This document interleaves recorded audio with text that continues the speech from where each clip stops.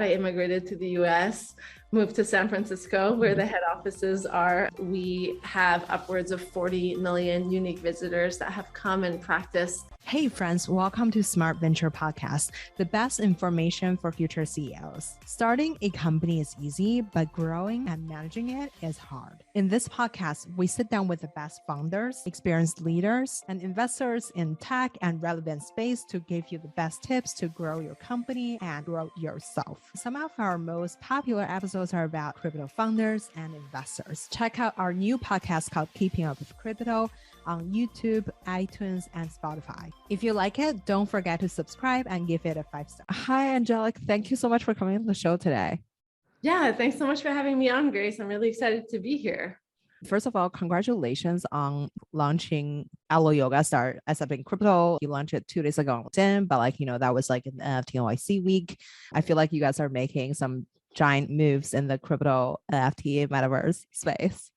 Yeah, thanks so much. Yeah, it was really exciting. We launched and announced that we're now accepting cryptocurrency at checkout. So you can now buy your Alo in crypto. And we also announced that our employees now have the option to be paid in crypto if they would like to be, which was really big news in the industry. So very excited upcoming out of NFT NYC. That was a huge announcement for us. Totally. To start the show, I want to let the audience to get to know you a little bit. You've worked in luxurious beauty, banking, tech, and now you're back brand building. And for the audience to know, you work at some iconic fashion tech company like Stitch Fix, and prior to that, you started your own. So there's so much experience. I'm just going to say some core experience that I feel, wow, that was my dream job. Basically, you worked with iconic brands. I believe it was 27 or 28 out of 32 top brands in Canada. Those are the luxurious beauty brands. Like everything on their L'Oreal and stuff like that. So you built your own agency with your partner, and later on you guys sold it to iconic beauty brands companies, and then you decided to venture out in the West, work at Dolby Labs and Stitch Fix, and basically got into you become the expert in digital marketing and influencer marketing, to be specific. And now you're the head of brands at Alo Yoga, which is an incredible job to have, as I see so many, basically every supermodel and TikToker were wearing Alo Yoga. I have so many questions for you, but to start the show, I would love for you to tell us a little bit more about how you got in here. Yeah, absolutely. Well, thanks for that beautiful preamble. I actually got into marketing kind of by pure passion of it all. It was at a very interesting time in the marketing landscape when things were now all of a sudden shifting from in-store to e-com. And I was able to kind of help migrate all client touch-based efforts onto e-com efforts. And I was at a luxury retailer in Canada called Holt Renfrew. Fast forward a bit, I had done some management consulting to your point you mentioned within the banking industry, within the insurance industry, and I was doing management consulting for a slew of industries. And I had a client who was actually a L'Oreal brand. They were Kerastase, and they wanted to kind of deep dive into digital marketing. Now, what we did at the management consulting firm was a lot vaster than that. It included change management. It included things like mergers and acquisitions. And so when they had approached me to take on more work, I spoke with my partner, or the managing partner rather, at the management consulting firm. And he was like, why don't you take this project on? So I joined forces with my business partner at the time, and we started our digital marketing agency, and thus began our journey into, or the continuation, I guess, of serving 28 out of the 32 biggest L'Oreal brands for Canada and then North America. So we did all sorts of digital marketing projects for those brands. And we did that for just under 4 years. We eventually were acquired. My partner is still internal to that large CPG conglomerate that bought us out. And I, all of a sudden, was a free agent. I was Canadian and I had non-competes in Canada, and Sephora, based in San Francisco, they were like, why don't you come here and help lead our social efforts? And so I did just that. I immigrated to the US, moved to San Francisco, where the head offices are of LVMH, Sephora. And my journey, I guess, in the US market began there. I was on the social side for a little bit, was promoted into the integrated marketing side and oversaw all of digital marketing for all beauty, found my way into a very interesting project at another brand for Dolby. And that was very exciting because it was all sorts of new technologies like live video shopping and live commerce, and really understanding the technical components and how that was revolutionizing and changing the fashion industry. Did that project with Dolby, which was very exciting. And then found my way at Stitch Fix, which is obviously an AI generative platform for all things fashion and fashion recommendations, and continued working in the Bay Area in the digital marketing sphere of things. And that included social and influencer, to your point that you mentioned earlier. And then over the pandemic, finally got my green card. I had 12-month or 18-month like hard stops at the jobs I was at. And that was because my visas were only good for that long. And I was on a visa type that was non-renewable. So you had to move over and you had to find something else. And so I've been incredibly grateful to kind of leaders and peers in the space that have kind of vouched for me for the green card over these years. Oh my God. Selling my agency. And so, yeah, over the pandemic, I finally got my green card. Yeah, and was able to, for the first time in a very, very long time, kind of able to decide exactly where I wanted to go. And for me over the pandemic, and I'm sure you can relate to this, the biggest luxury of all is our health, right? Our health is our wealth. And so kind of shared in the ethos that I would have loved to land here at Aloe. And lo and behold, the opportunity opened itself. And that's where I'm at now, helming the brand. And I absolutely love it. Yeah, I think you just have one of these dream journeys for every listener that basically have a passion for like fashion or luxurious beauty brands. And I'm curious because you came from Canada, right? And then you started your job although in fashion, but also you mentioned insurance, banking and stuff like that. So how do you kind of pivot each step when you were thinking about your career development? What are some things that you look for the next job, as well as who do you consult yourself? Who is on your personal board of advisors when it comes to making these decisions? Yeah, I mean, for me, to answer the first part of that, my passion lies within the fashion industry, right? I think fashion is an expression of yourself and also of culture and of the larger zeitgeist around you. So I have always been very, very passionate about the larger fashion industry. And so naturally gravitate towards that, both in terms of what I'm doing late at night and what I'm reading about at 1 a.m. I'm reading about, I'm on Business of Fashion, or I'm looking at what the latest runways are. And they might not be all well-known designers. It might be someone based in Georgia or someone in Copenhagen, like whatever that looks like. So that's kind of how I've always gravitated back towards fashion. It's where my passion lies, and where I, of course, at the beginning of my career, did a lot of pro bono work, right? And I wrote for fashion magazines for free when I was very young, and being able to say, yeah, of course I'll go to that fashion show and I'll write that up for your magazine or for this paper. So anyways, the passion has been the main driver. But when you talk about board of kind of personal advisors, as I'm navigating my career, there's obviously a slew of people that come with that, right? And whether that's supporting me in these changes, like my husband has, and at the time, my boyfriend, fiance, then husband, right? Helping me navigate through that and taking these jumps with me. But then my brother and my sister as well, we're very, very close. And they have always been a good gut check for, hey, does this feel right? Or, yeah, this feels like you, of course, take this risk. This is totally it. So have relied on them. And then in the professional kind of circuit and network, I have some very, very close friends.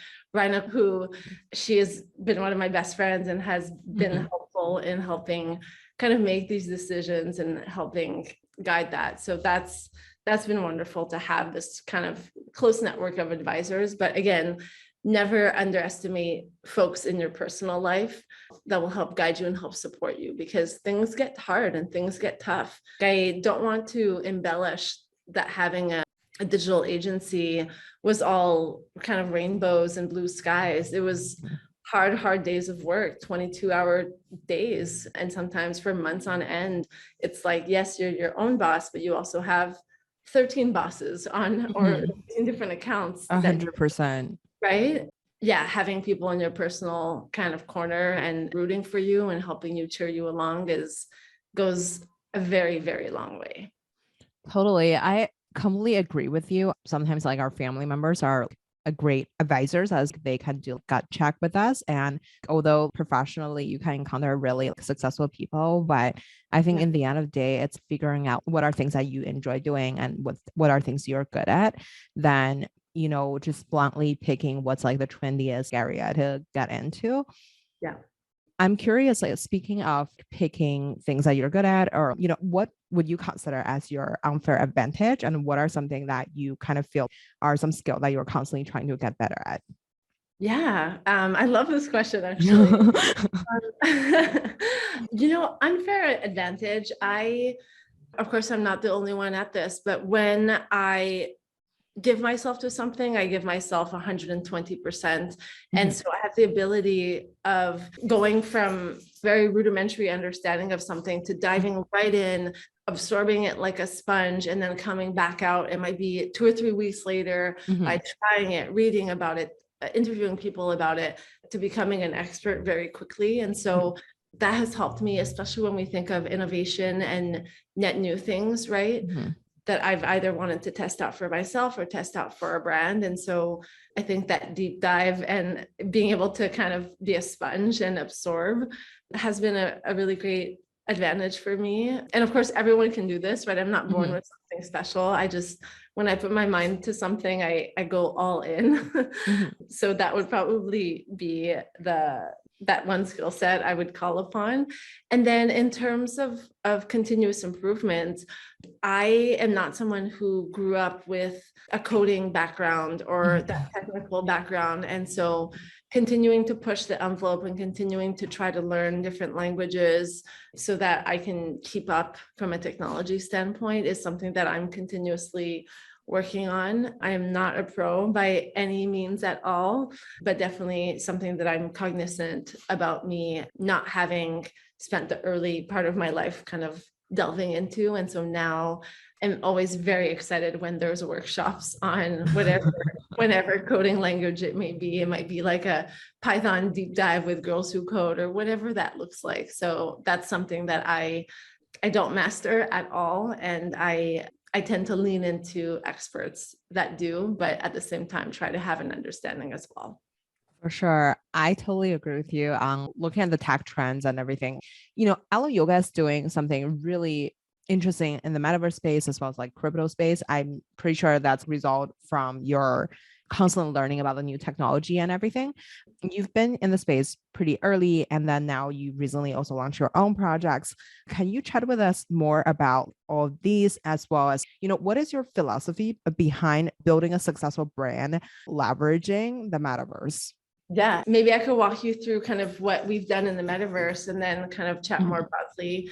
We at Alo kicked off our metaverse experience called the Alo Sanctuary on February 10th of this year. It coincided with New York Fashion Week at that time. Alo is also, we're the official wellness partner of New York Fashion Week. And we were looking for a way to kind of reach our broader audience that would not necessarily be at the shows or be at Spring Studios with us on how they can kind of lean in to their wellness experience. So created this wonderful metaverse experience where you can come in, meditate, do yoga, do breath work, and kind of tune into yourself by tuning out of the world. You can, as you're exploring this metaverse, you can put your phone down and you can literally close your eyes and do breathwork practice or do a meditation with us, or follow along like a fully guided yoga class, whether you wanted a 30-minute or hour class. And that has proven to be very, very successful. We saw that since launching on Feb 10th, we have upwards of 40 million unique visitors that have come and practiced mindfulness and meditation with us. And we were also very cognizant about not monetizing the experience, but really offering this to the community to have this wellness component. Because often in different types of metaverses, you're like jumping through hoops and running and trying to do all these things that are hyper stimulating. We wanted to do, again, something that fully rang true to Aloe and to our mission of bringing mindfulness and yoga to the world. So went in that full other direction and actually kind of thanked our community for joining in and practice with us. And so if you came one day, you got, let's say, a digital yoga mat. If you came 3 days in a row, you unlocked a hat. 5 days in a row, you got a jacket, and so on and so forth for like the 30-day period. And we have 49 million pieces of digital fashion that are being worn on avatars, again, since Feb 10th. So it's been beautiful and very rewarding to see that people kind of want to have that badge of honor of like, yeah, I take my wellness seriously. I'm wearing the jacket or I'm wearing the hat. Let me carry that on and bring that into other metaverses. And it's been wonderful to see just even the comments that have come through and the community feedback of like, wow, thank you so much. I didn't know I needed to kind of, some people spend a lot of time in the metaverse and they were like, wow, thank you for making sure that I start my day off thinking about myself and recentering my day just based on the affirmations or the meditations that I'm doing with you guys. So it's been beautiful to see. And of course, that was our first foray into the space. We're very excited to continue delving in and to continue offering this across multiple metaverse experiences and platforms. Wow. I was wondering, so a couple of questions there. Do you, when you mentioned about like 49 million piece of like digital assets been worn in the metaverse? Yeah. Wow. Like, first of all, wow. Like there's so many, I didn't even know there was like 49 million people would participate in the metaverse. That's like a quite impressive work. And I'm sure you successfully onboarded a lot of people in the NFT space or like in the crypto space, just purely based on like the creating that metaverse experience for people to practice yoga. And I'm curious, are those digital pieces associated with offline pieces? Do they look alike, or do they kind of like, can they, let's say if I accumulated 30 days, do I get a real life jacket from it? Or is there any online offline component together with it? Yeah, that's such a great question. So right now, when we launched, we mimicked our metaverse experience. Yeah, when we launched, we actually created that exact experience at Fashion Week IRL. So what you were seeing URL digitally, you were able to kind of experience IRL at the shows. It's wonderful. We also do a big experiential a few times a year called Aloe House. And that mimics the experience as well. So that's something that you're able to partake in that looks and feels like our wellness sanctuary. But then that's in real life, and then in person. That's kind of a beautiful translation of what it's like to have, IRL to URL. In terms of the clothing, everything that you can have by doing subsequent meditation or yoga in the metaverse, you're able to kind of find those same items in store. So you're not able to unlock them for free in real life, but maybe that's a great idea and something that should be part of the roadmap. But yeah, for now, if you love that hat or that jacket, you can go find that in store. Wow. So I'm just so curious about Gucci has launched its own Gucci Garden, and then they also accept like cryptocurrency, as well as like they did a lot of really interesting things in the metaverse. They recently invested 25,000 into super rare DAO and like participating in everything. So my theory on that was more like they try a little bit of everything. And then it's really interesting to see you guys full on go into the metaverse by creating your own sanctuary and just creating a full on experience right away. And you're curious, when it comes to a business adopting these like metaverse strategy, what is your experience on that? And then like, do you guys partner with industry experts in the metaverse to collab together? Or like, do you, from your observations because since you are like an early crypto user and curious, how do you come up with these kind of really interesting strategies right away? And then you move really fast. I have to say, like, there's not many fashion brands, a lot of fashion brands like launch an NFT, like put it on their brand and then see if people will buy. But like, I think you created this kind of experience. I think 49 million people or like 49 million digital assets has been worn, just like really impressive to me. So I'm curious, how do you kind of get there from like a business standpoint? Yeah. I mean, my philosophy from a business standpoint is that you can't run a Web3 project with a Web2 mind state, or a Web2 team.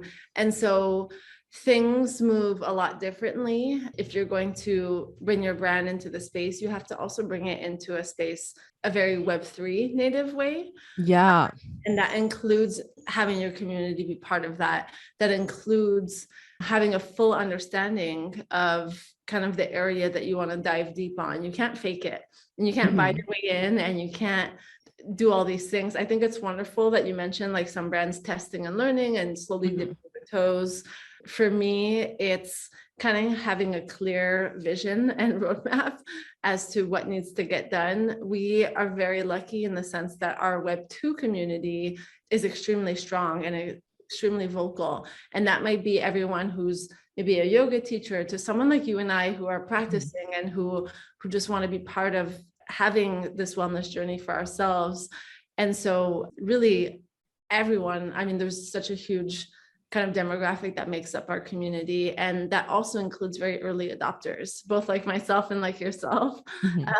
But then overall too, because we're a digital first company and we're an e-com retailer first and foremost, although we obviously have brick and mortar. So do things in a digital mind state. And when looking at kicking off Web3, it's almost having that clarity of, okay, we're going to be able to serve this market and this community here in a similar vein, but in a vein that's very unique to Web3, and kind of go all in. I think it's wonderful to test and learn. And I think testing and failing is a big part of being successful, right? And you can also argue that when we jumped into the metaverse for the first time, my KPI is, to be honest with you, Grace, I was like, if 100 people come, that's huge. And if one person leaves and we've been able to be part of their wellness journey in a significant way, that's winning for the space because it's so new. And obviously now 40 million people later, we're able to say, okay, wow, okay, we were able to onboard so many more people into our experience. But at the very core of it, the philosophy is always about being nimble and about serving the Web3 community first and foremost. And I think that's rang true to some of the success we've had and continues to be the pillar and the foundation of the roadmap that we're building. But to other brands that want to dip their toes and test things out, maybe the only piece of advice I could share is that if you're going to be helming a brand and guiding them through this entrance in Web3, you yourself should be an expert and should be a Web3 connoisseur. It's impossible to be able to understand or to make a decision for a brand if you yourself are not an expert in that field. When I have brands and peers at other brands hitting me up, being like, hey, how did you go in? What consultancy are you working with? Like, the answer is, I'm leading the charge, you guys. I don't have a third party company helping me do X, Y, and Z. Like, I am building the roadmap, and I have an amazing team that's supporting me through that and that's helping me execute on it. But I feel confident in guiding us in that direction because I am pretty deep in the space myself, right? I've been in crypto for a few years now. I've been an investor and collector of NFTs. You alluded to this as well. I'm also a creator of an NFT project, all personally. And so when it comes to determining what makes sense for the brand, I have a clear vision because I've been in the space, I interact in the space, I invest in the space. I spend time as someone who is in Web3 myself. And that's the best recommendation I can give to a brand leader is to go in and to submerge themselves and become an expert. Back to that unfair advantage, right? Go in and learn it and give it yourself your all. And it's okay if it takes you 6 months to a year to learn and absorb. There's nothing wrong with that. It might also take you 6 weeks, but go in and do the homework. How do you be so front ahead of a lot of people? Because I think it's some you tap into like digital marketing or like influencer marketing right before it start happening. And then you're riding a lot of big waves. And we chat about your age. We wouldn't say how old you are, but you're very young. And so TLDR, it's like, my thought is, how do you be at the figure out what is the next trend and then kind of really riding the wave to arrive at where you are today? Because you're, in the other day, you're running like a global leading, like fast growing brand, right? And you are in charge of all these like big decisions. I think building a metaverse is, it's not going to cost like, $2, right? Like it's going to cost a lot of money and a lot of resources.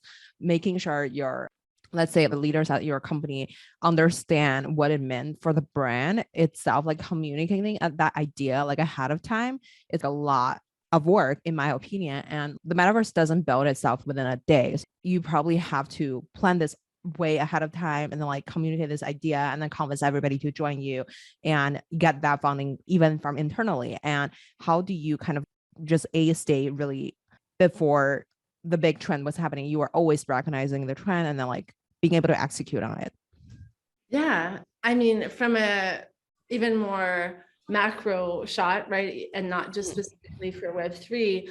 Yes, I've been very lucky in my career to be at the inflection point of kind of in-store to e-com, to then from clienteling to like social media, to then models being the face of your brand, to having influencers or UGC. And yes, those have been kind of pinnacle moments in my career where I've gone all in and invested in them and helped brands kind of do the same thing. Right at Sephora, it was such an interesting time where we were on the cusp of switching over, still having models being the face of our campaigns, to now all of a sudden really investing in beauty influencers and UGC. And so I've consistently kind of gone all in when I believed in it, and it has paid off. And that's something that, if you believe in something strongly, there will be mistakes, but it's good to kind of invest and test, right? Like there was a point in time where what you're not seeing on my resume or like on a LinkedIn won't tell you, like there was a point where, remember when there was the Snap spectacles and it was like, yeah, everyone's going to be recording their Snapchats via the glasses they're wearing out and about, and we captured content that way. I remember at Sephora I partnered with Miranda Kerr and the launch of her beauty brand, and it was all done through the spectacles. And that was like believing in something that was, of course, too early for mass adoption. So those things don't appear on the resume, but they're also things that if you believe in them and you want to test them, there's nothing to lose, in the sense that at least you'll have brought learnings along with you for the next thing. So that's kind of like at a macro level. And then leaning back into your kind of question about Web3 and bringing along the business with me and having that influence internally and being able to kind of guide it for the company and communicate that out. It's a few things. One is having those proven wins and having that credibility, both internally, but then within the industry, so that when you take folks along with you on this journey, on this test and learn, there's that proven ability to not only get learnings from it, but then also proven kind of success. And success could look differently for different types of projects. I think it's about clearly communicating your KPIs and clearly communicating what you're trying to achieve. And again, for the launch of our metaverse and to dive in, it was 100 people. And I was like, if 100 people see the value and get something back from this, I don't want to take from our audience or our community. I want to give back. I want to give them an experience. If 100 people are able to do that and clearly articulate the Alo values and our differentiator in this space, and leave, even if they did a 5-minute breath work with us and they leave on a really positive note for the rest of their day, that was a win. So communicating that out cross-functionally and internally is probably the most important thing. And this is also a new space, right? Web3 is a new space. And just because I'm in it myself as an individual and as a human, it doesn't mean that my peers or my colleagues are. And so it's about educating them and creating a space for safe conversation and a space for safe onboarding, so that they could learn and kind of root along in an authentic manner as well. And it's being able to acknowledge that you may have some information or you may have such a clear vision, but in order for others to see that vision, you have to hold their hands and be comfortable doing that. Yeah, you mentioned about like, I think number one is from what you said, like I feel like I've learned about like being able to like test things out early, and then even, maybe not everything works out, but like being able to like try test things out you believe in, and then when it comes to convincing your peers, colleagues, you kind of like hold their hands, try a little bit things, and then try to like, I guess, make them also, assuming making them also tapping into this journey with you, kind of tag along. Do you think the people who participate into the metaverse are the clients that you already have? Were they more of, in the past, I'm interested in L yoga, but now second tier of customer, like the first tier, let's say if OG people who's wearing your brand every single day, right? And then the second tier of people is their friends, assuming. So it's people who participate in a yoga class, and then they saw like there's like 5 people wearing the same clothes, and then they are like interested in trying. And then maybe like they're interested in yoga already, tier 2 people. And then there's a tier 3 people, which is, I assume there's a lot of people who are Web3 native. Maybe they never really had any experience, and then they just like come over and then see what are some experience out there, and then they randomly stumble upon a yoga class, right? Among these 3 tier of people, how do you convert them into a customer? Not necessary, as you mentioned, as if we're changing people's life, that's already making a difference in us. How do you measure the success of your campaign, as well as what are some measurable ways that you would like to see? Yeah, I mean, the real answer, and it's actually so much simpler than it would appear to be, is that it's a combination of all three, right? There are, again, back to us being a digital first company and brand and retailer, we obviously have early adopters. Mm-hmm. So they're very technologically savvy. They hop on their app with us for Alo Moves. It's similar to like Peloton, but for yoga and for meditation and affirmations. And so they're already very tech first and digitally savvy. They follow along with us on the Alo Moves app, also have the Alo app, and are very kind of ingrained in technology. So those folks that are early adopters that are already part of our target audience, right? They're also dipping their toes and involved in Web3, whether that's their learning, whether they're collecting PFPs, whether they're participating in a DAO of some sort. So there's that component that's already part of kind of our core audience that is also in Web3. Then there's the second piece of folks that are like, yeah, I've heard of Alo, but I've never really experienced it. I've not gone and done a yoga class. I've not purchased. I've been curious about Alo Moves, or I've been curious about, let's say, our skincare, but I haven't tried them. And now with this wonderful free experience in the metaverse, they get to understand the values and understand and say, yeah, this brand is for me. Like, I'm so happy that I was able to onboard it in this way that was low commitment, you could say. The only commitment is to yourself if you're going to do a meditation or a yoga class. So basically you come out winning either way. And so that's kind of that tier 2 of like friends of friends that had awareness of Alo but had never necessarily converted, quote unquote, and now they've converted via this experience. And now the comments that have come in are, wow, now it's for life, like I can't go anywhere else. Wonderful. So that's that first tier, that second tier. And then the third tier of folks that have not necessarily heard of Alo, but are Web3 natives, to your point, that were looking for this place of respite and this place of tuning into themselves, and being able to offer that and being able to give something to the community without asking for anything in return has also been very wonderful, because we've been able to kind of onboard this third tier of folks new to the brand that are now kind of advocates for the brand. And we see them going into these other experiences, wearing the hats, wearing the things, or whatever it may be, or just sharing with a friend. So it's been great. It's kind of interact with all three types of tiers. And no matter the reason why you come to Alo, like there's something for you to leave with, which is wonderful. And that includes your experience in the metaverse.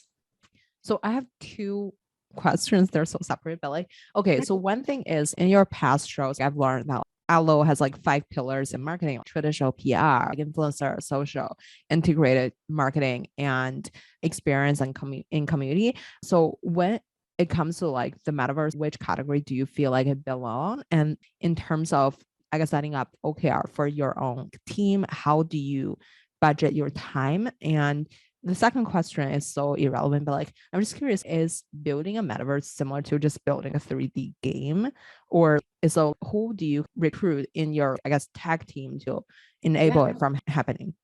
Yeah, I think so. That's a few questions there. That's to the pillars of kind of the foundations of a brand marketing team. Mhm. Those are definitely the pillars that I lean into. But then to answer kind of, or which ones are pulled into creating a metaverse experience, it's all of them, but then also much more specifically the experiential side, whether you're Mhm. building an in-person experience or a digital experience or a Web3 experience, it's all part of ensuring that there's that emotional connection and tie-in and that Mhm. your values are clearly understood, right? So Mhm. whether we're throwing a party or whether we're throwing a yoga class or whether we're Mhm. doing smoothies plus, I don't know, like a meditation or a metaverse Mhm. experience, all in the same that goes into it, where our values, what we want someone to leave with, transpires, the look and feel. So it's definitely experiential with support of all of these other pillars.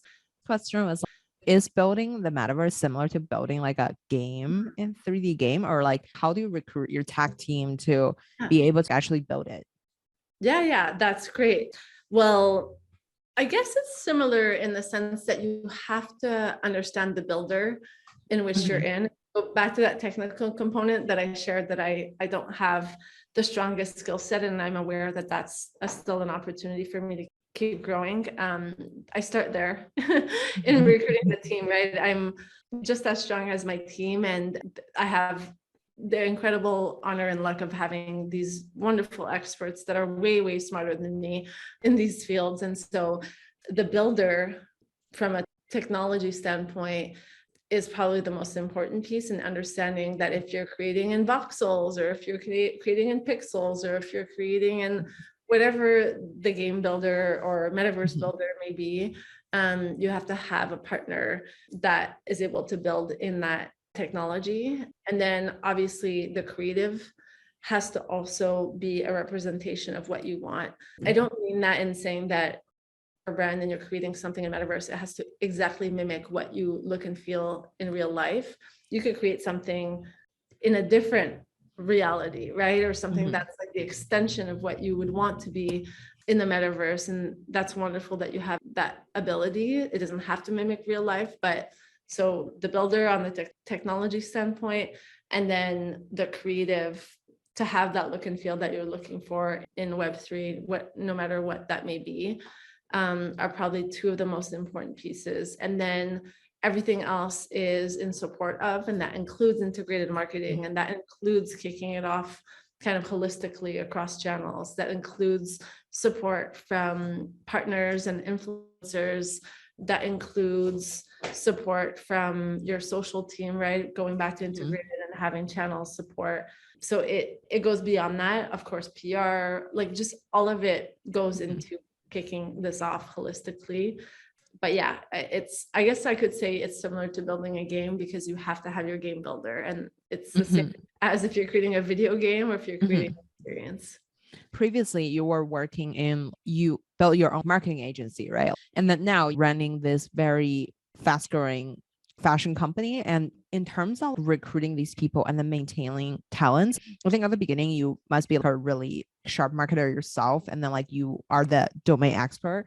How do you shift from that to like a manager to like VP of marketing? And I guess like now, assuming your job is basically managing other people doing their job in marketing, and how do you A, recruit the top talents in the space, and then B, what type of people do you kind of like put together on your team, and then C, how do you kind of like maintain these people, not after you train them they're gone. So there's so much, I guess, so much involved in the job. How do you manage these parts, hiring, maintaining, looking for like who to hire or something? Yeah, I always want to hire someone who is smarter than me.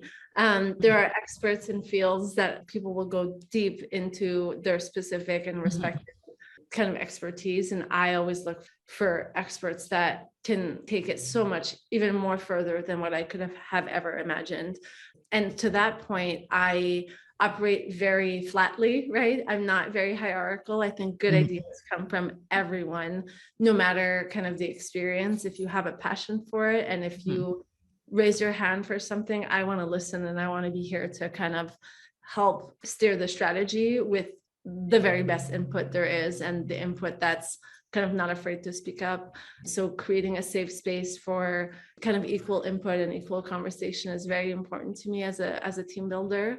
But then also being able to give that freedom to someone who is an expert in their field, so that they can soar and they could kind of spread their wings even further than they could have ever imagined. I want to be there to help support that and to help bring that out in them. And I think that's what a good leader does, is really helping amplify the strengths, and then helping be there if there's opportunities or if there's learnings that they're interested in doing, then I'll connect them with someone or I'll help guide them through it. But again, I'm incredibly honored and lucky. My team is the very best there is in the business. So it's really thanks to them that we're able to be as successful as we are. For sure. How do you partner with other department within your company? For example, let's say sales or ecom or some other like department. So marketing should, one of the purposes, of course, building an iconic brand. And then the other part is, essentially selling the product itself. How do you like set up the OKR for yourself each year? And when you got into Alo Yoga, like what was the first thing? Let's say, what does your first week look like? How do you quickly understand the brand and like what they need in terms of marketing? Yeah, I mean, to start kind of with the later part of your question, my first week at Alo looked like a lot of listening, right? Mhm. It was a lot of meeting with cross-functionals, with people on my team, people in, well, I mean, my peers in the leadership group, to understand where it is that we were, who it is that we are, where it is that we want to go, and really just did a lot of listening and cross-functional kind of interviewing. That probably goes back to my consulting days, right? But being able to kind of absorb myself in the brand, because I was obviously a consumer and a client of Alo before I joined, but having that understanding from an outside perspective versus having that understanding from an inside perspective takes time to understand and learn. And it's only done with active listening. So that's what my first weeks looked like here, Mhm. not first week only, but weeks multiple. And when I think of like my personal OKRs, to answer that other part of your question, it's plentiful, right? There's more than one OKR, but at the end of the day, I want to ensure that not only are we protecting the brand, but building the brand in a direction that is authentic. Yeah, it's all about the authenticity and ensuring that from a brand perspective, not only are we building something that is transparent and authentic, but then also helping ensure that those values are transpired all the way through till the end client. When you think about Alo Yoga, talk about another iconic Canadian leader who is leading, competitor Lululemon. So Yeah. when it comes to like other, I guess like peers or competitors in the space, how do you set yourself apart from the traditional giant in the space? Yeah, well, first and foremost, I'm Canadian, so I'm a huge Mhm. fan of Lululemon. I also worked for Calvin McDonald, the CEO of Lululemon. We were together at Sephora, so I'm a huge fan as well. And although we're slightly different, right? We're not, Alo doesn't see itself as just a fashion or apparel brand. We see ourselves as a wellness and lifestyle company, because you might come to us and never ever buy clothing. You might come to us because Mhm. you always do your yoga with us at our Soho store in Manhattan, right? Or you might come to us because you only buy clean, green, phthalate-free products made in California for your body wash and your skincare, and you want things that are eco, clean, vegan, organic, all those things. And so you might never come to us to buy athleisure or apparel wear. When you think of the larger scheme of things, we're larger than just a athleisure apparel brand, but Mhm. when you think of Lulu in that athleisure apparel category, I think it's wonderful that we have folks creating space for movement and for mindfulness together. And Mhm. so think that it's embraced, to be honest. And Mhm.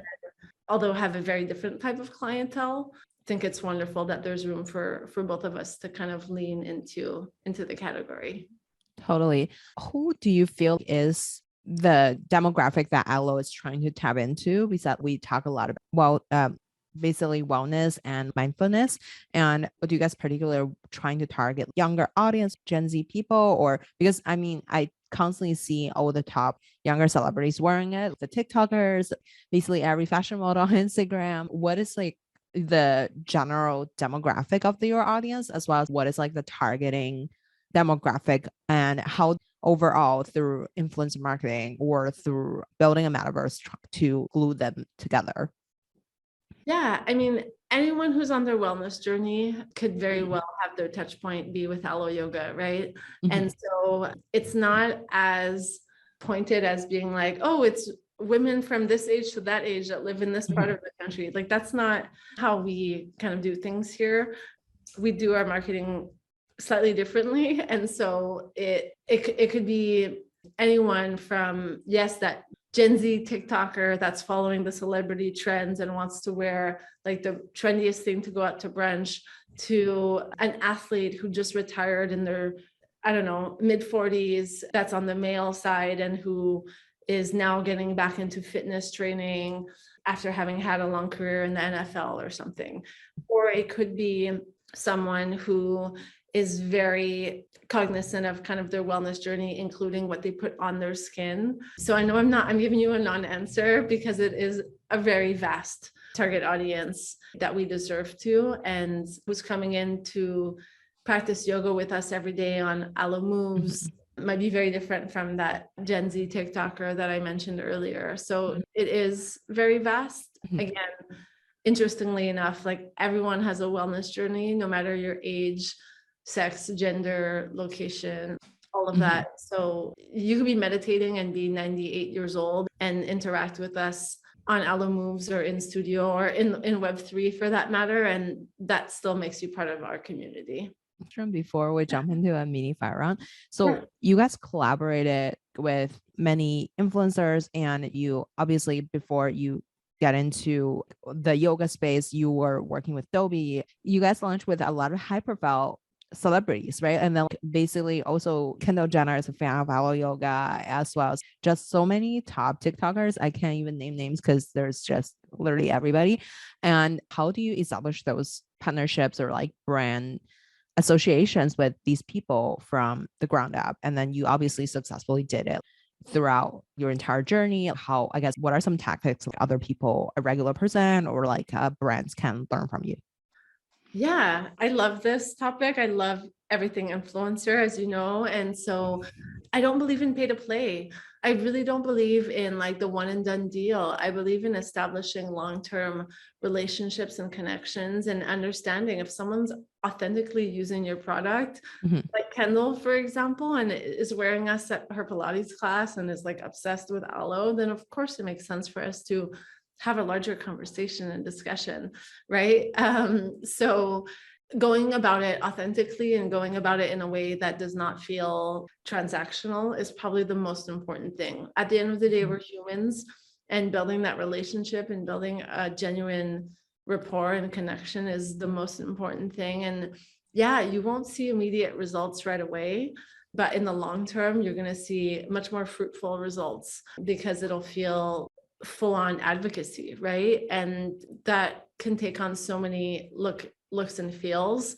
A lot of our partnerships now, right, are organic and are free, and you'd be like, wow, how did they get this person? It's like, well, they didn't. They're just naturally coming in and doing yoga with us on a weekly basis at our HQ or things like that. So try to avoid the pay to play if you can, and try to get to a place where you're offering something back that is authentic and that gives them the freedom and voice to speak on your behalf also authentically. For sure. If one day, let's say you are starting a brand yourself, what are some approach that you could take away from the current job or like past experiences that you have? Let's say we're starting, say, a coffee brand or something. How would you build this from the ground up?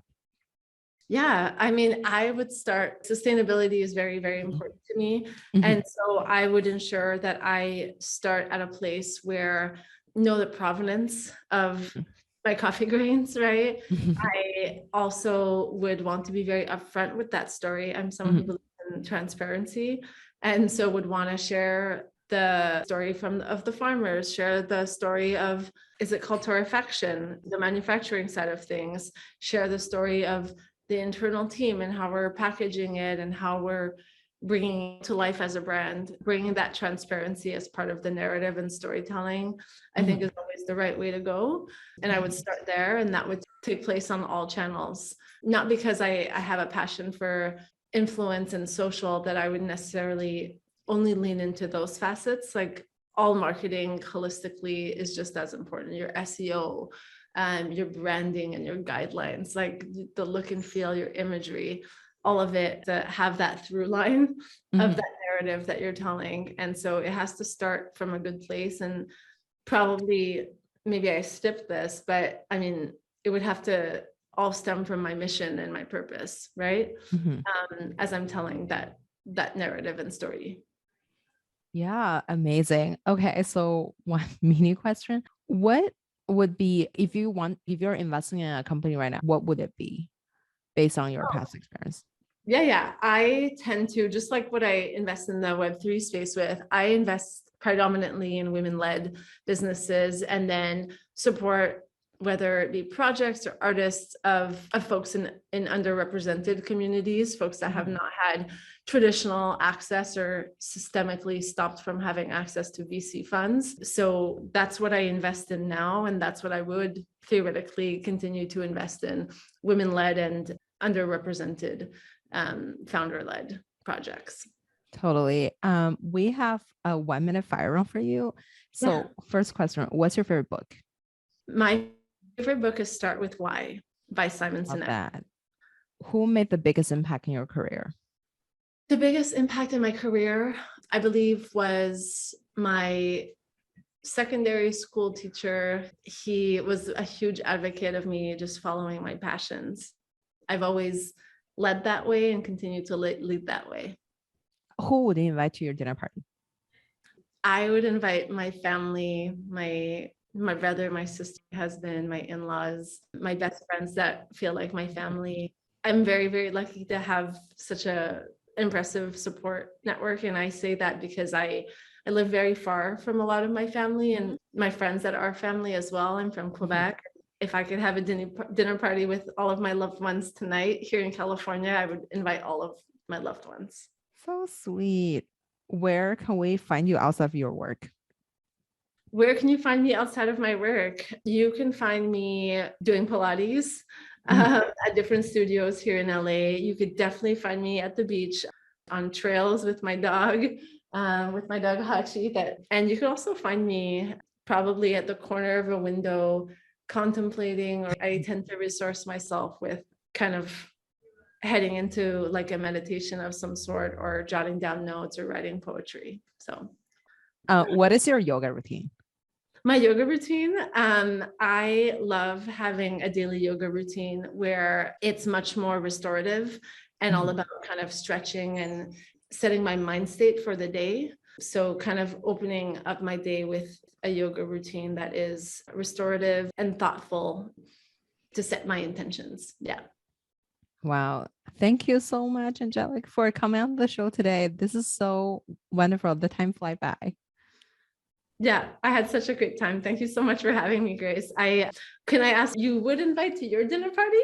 Oh yeah. Oh my God. You obviously. So I mean, I was gonna say and your family, but like that would be a lot. But anyway, so you obviously, and I actually also want to invite a lot of amazing women. You said about, you would support women-led business. And I feel last week when we haven't met there, but like in the crypto women gathering or something, or like 2 weeks ago, I feel like that was really fun. I would invite like some people I met there, and I just feel like they all have really interesting life experiences, and then they're all in like Web3. And I just feel like I have a lot to learn from you and many people in that group. So I think maybe that. I love that. That's Thank definitely you for like asking me a question. no, of course. Also, what's your favorite book? I see you have a few good ones behind Oh you. yeah. So those are my books. So those are like just me advertising them. But I mean, I would love to learn from you on like book marketing. My favorite book would be Shoe Dog from the Nike founder. Love. Yeah. Yeah, I just feel like he was just being so real of how Nike started from literally like representing another brand from another country to like eventually full on become global leading brand. And I feel there's just so much before he wrote the book. I was actually really curious how someone who could grow a brand. When you think about Nike, they started from just a guy traveling to a different country trying to represent a brand that nobody have heard of right now. So it was just absolutely insane when you think about now, when you think about shoes, sporting wear to beside Alo Yoga or like beside like the yoga focused brands. I think Nike is dominant in basically the overall sports category. So I was just really fascinated by that journey. And he did not disappoint to share all the ups and downs, especially the downs you would expect an executive to just talk about. We're doing amazing. Here's the 5 campaign we launched. But he was just saying about all the basically quote unquote shit stuff that he has been through. And it was just like a really fun book to listen to.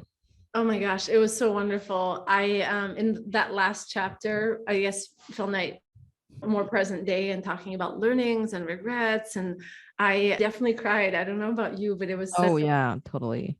not only was it amazing from a business perspective and like a business strategy perspective, but then just on a human level and understanding kind of the plight of an executive and a leader and someone who's kind of put blood, sweat, and tears into a brand that they've built. It was just so moving. I agree. That's a wonderful book.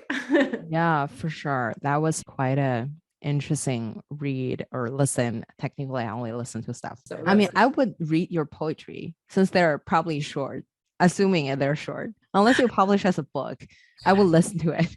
you would listen to it if it was a I will book. listen to it if it's a book. No, actually, that's kind of like a later goal of mine. There's two You things. have to. You have to. Like Yeah. it match with yoga so well. Imagine like someone meditate and then like you like play your poetry.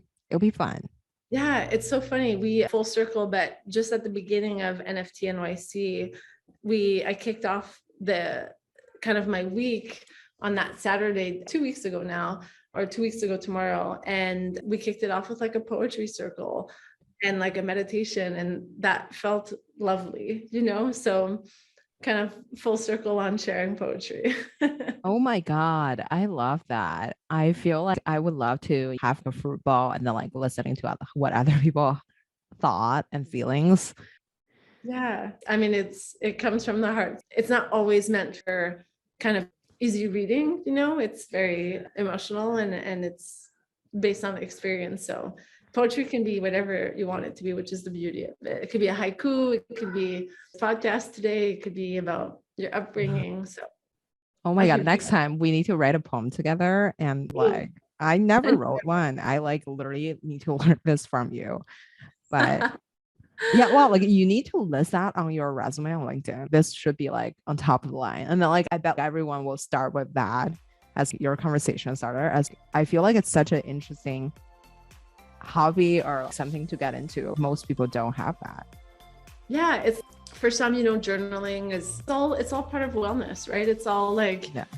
For some people it's about journaling, for some people it's about putting their thoughts on a page. For me, it's writing poetry in addition to these other wellness practices. So anyways, thank you so much for today, Grace. This has been so lovely. And if you want to follow up with anything, I would love to keep the conversation going, and then promise next time we're going to write poetry together. Yes, please do. Thank you so much. Thank you for listening to this week's episode. If you enjoyed today's episode, please hit the subscribe button so you don't miss out. Have a wonderful day.